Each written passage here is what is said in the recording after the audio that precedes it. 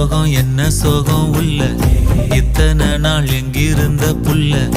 இருள தேடும் வேலைக்கில்ல ஒளியா வந்த எனக்குள்ள